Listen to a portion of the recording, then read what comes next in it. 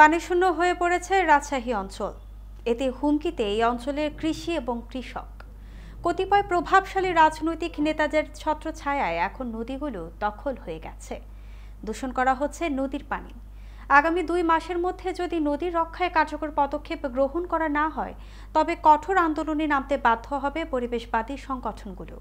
আজ আন্তর্জাতিক নদী দিবস উপলক্ষে রাজশাহী নগরের সাহেব বাজার 0 পয়েন্টে বাংলাদেশ পরিবেশ আন্দোলনের ব্যানারে আয়োজিত মানববন্ধনে এসব কথা বলেন পরিবেশবাদী সংগঠনের নেতৃবৃন্দ।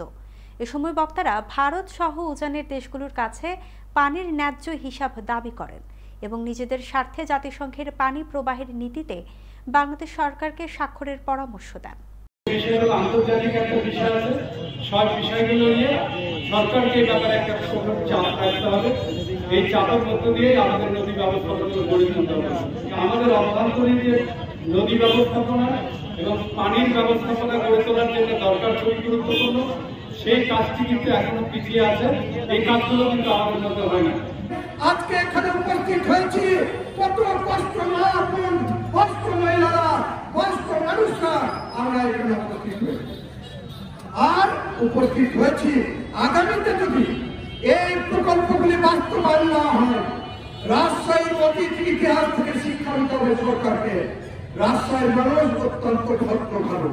যদি প্রকল্পগুলি বাস্তবায়ন না করেন, বন্যা চুক্তি না করেন, নদী খনন না করেন, দখল মুক্ত না করেন এবং নদীর দূষণ